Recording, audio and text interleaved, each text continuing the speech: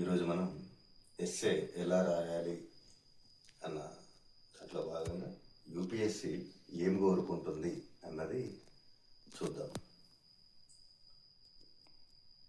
UPSC notification వేసినప్పుడే మనకు ప్రతి subject ఎలా చదవాలి, ఏం కోరుకుంటుంది యూపీఎస్సి అనేది నోటిఫికేషన్లో మెన్షన్ చేసి ఉంటుంది. మనకి ఎస్ఏ గురించి కూడా 4 పాయింట్స్ చెప్తుంది అనమాట. ఎస్ఏ ఎలా ఉండాలి అన్నది demand, what is the demand of UPSC అన్నది మనకి నోటిఫికేషన్లో మెన్షన్ చేసి ఉంది.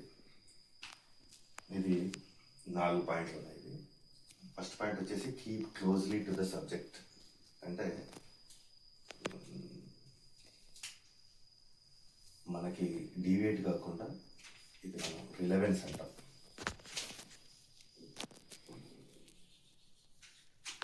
తెలుగులో ఔచిత్యం అంటాం.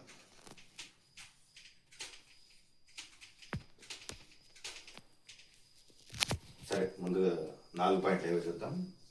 Keep closely to the subject అంటే relevance. Ideas in orderly fashion అంటే క్రమమైన పద్ధతిలో రాసుకోమని చెప్తున్నాడు. ఇంకొకటి కన్సైజ్ అంటే క్లుప్తంగా రాయమని చెప్తున్నాడు. ఇంకొకటి నీ ఎక్స్ప్రెషన్ భావ వ్యక్తీకరణ ఎగ్జాక్ట్గా, ఎఫెక్టివ్గా, ప్రభావవంతంగా, ఇంకా ఎగ్జాక్ట్గా ఉండాలని చెప్పేసి యూపీఎస్సి కోరుకుంటుంది. అయితే ఒక్కొక్కటి మనం ఈ 4 పాయింట్లు ఒక్కొక్కటి విడివిడిగా చూసినప్పుడు, మొట్టమొదటిది keep closely to the subject. దాన్ని రిలవెన్స్ అంటున్నాం ఇంగ్లీష్లో, తెలుగులో ఔచిత్యం. అంటే ఒక టాపిక్ ఇచ్చినప్పుడు ఆ టాపిక్ నువ్వు ఫస్ట్ సినాప్సిస్ రాసుకున్న తర్వాత ఆ సినాప్సిస్ ఒక ఫస్ట్ 15 to 20 minutes సినాప్సిస్ కోసం పెట్టినప్పుడు ఆ సినాప్సిస్ ప్రకారమే నువ్వు ఎస్ఏ ప్రొసీడ్ అవుతూ ఉంటావు అనమాట, ఇంట్రడక్షన్ నుంచి కంక్లూజన్ వరకు. అయితే మధ్యలో మనం ఏదైతే సినాప్సిస్ రాసుకున్నామో దాన్ని ఫాలో అవుతూ ఎస్ఏ రాస్తున్నప్పుడు మధ్యలో దారి తప్పుతాం అనమాట. మనం చేసే mistake, topic of the SA ఏదో ఒక్కోసారి మర్చిపోయి వేరే లోకంలోకి వెళ్ళిపోతాం. కాబట్టి దానికి సొల్యూషన్ ఏంటంటే ఎప్పటికప్పుడు మనం సినాప్సిస్ చూస్తూ ఆ సినాప్సిస్ ఫాలో అవుతూనే రాసుకుంటూ ఉండాలి. ఇది ఒకటి అనమాట. అంటే మొత్తం ఇది సినాప్సిస్ రాయడం బాగానే ఉంటుంది, నువ్వు ఆలోచించడం ఫస్ట్ 20 minutes బాగానే ఆలోచించుంటావు, కానీ రాసేటప్పుడు దారి తప్పే ప్రమాదం ఉంది. ఆ దారి తప్పకూడదంటే ఎప్పటికప్పుడు ఎస్ఏ దాని టాపిక్ ఏంది, సినాప్సిస్ చూస్తూ ఎక్కడ ఉన్నాం మనం చూసుకుంటూ ఉండాలన్నమాట. ఇక రెండో point ideas in orderly fashion. అంటే ఒక క్రమమైన పద్ధతిలో నీ భావాలను నువ్వు పెట్టాలన్నమాట, ఒక క్రమమైన పద్ధతిలో. దీనికి కూడా సినాప్సిసే మూలం.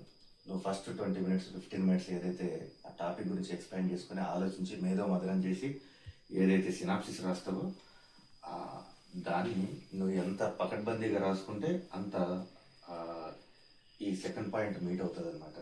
అంటే సినాప్సిస్ మంచిగా రాసుకోవాలి.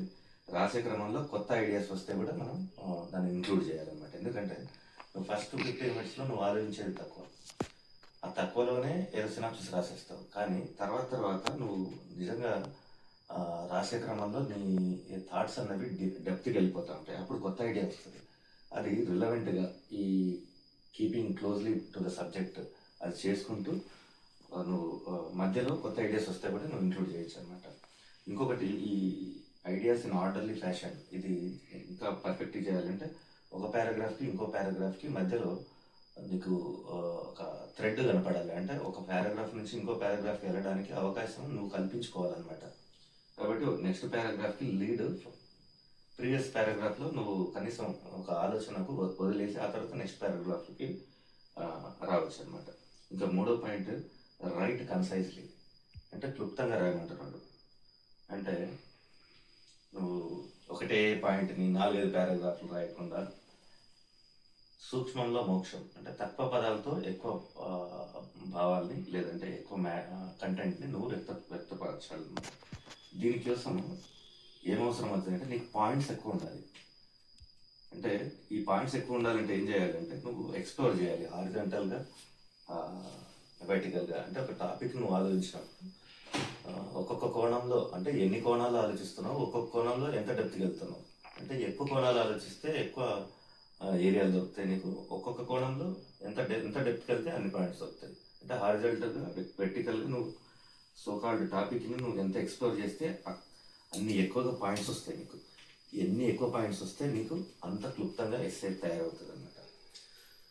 అంటే నా పాయింట్ ఏంటంటే రాసిందే మళ్ళీ రాయాల్సిన అవసరం లేకుండా పాయింట్స్ ఎక్కువ ఉంటే అప్పుడు నీకు పాయింట్స్ ఎక్కువ కనపడి తక్కువ రాద్దాం అంటే తక్కువలో ఎక్కువ రాద్దాం, ఎక్కువ మీనింగ్ వచ్చే విధంగా తక్కువలోనే రాద్దాం అన్న అవగాహన, లేదంటే ఆ జడ్జ్మెంట్ నీకు ఎప్పుడు వస్తుంది అంటే నీ చేతిలో ఎక్కువ పాయింట్స్ ఉన్నప్పుడు ఇది క్లుప్తంగా రాయగలుగుతాం. అంటే ఇక్కడ ఏంటంటే 1 పాయింట్ 1 పారా 1 పాయింట్ అంటే ఒక్కొక్క పాయింట్కి ఒక్కొక్క పారాగ్రాఫ్ వాడుతున్నాము. దాంట్లో ఎగ్జాంపుల్ కూడా ఇచ్చేస్తాం అదే పారాగ్రాఫ్లో. అంతేగాని ఒక పాయింట్ని పట్టుకొని 4-5 పారాగ్రాఫ్లు హారిజంటల్గా ఎక్కువ వెళ్ళిపోవడం వల్ల ఒక పాయింట్కి ఒక పారాగ్రాఫ్లో చెప్పాల్సి నువ్వు 10 పారాగ్రాఫ్లో చెప్పడం వల్ల నీ క్లుప్తత పోతుంది. ఈపీఎస్ ఏమడుగుతుంది? క్లుప్తంగా రాయమని చెప్తుంది. Next point effective and exact expression.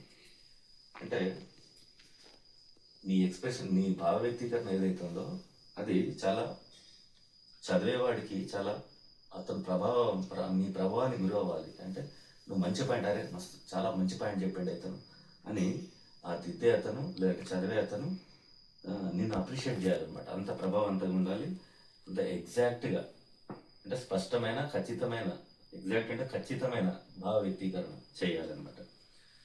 అంటే ఇక్కడ నెగిటివ్ పాయింట్స్ ఏం చేయొద్దు అంటున్నాం అంటే డంప్ చేయొద్దు. అంటే అక్కడ ఆ మెటీరియల్లో ఒక కొంత భాగం, ఈ మెటీరియల్లో కొంత భాగం, అంటే అక్కడ నీకు ఐడియాస్ కానీ లేదంటే నీ థాట్ ప్రాసెస్ కానీ కట్లుగా ఉండొద్దు. దీనికి లింక్ ఉందన్నమాట. ఆర్డర్లీ ఫ్యాషన్లో నువ్వు రాయడం, లేదంటే exact expression, effective and exact expression.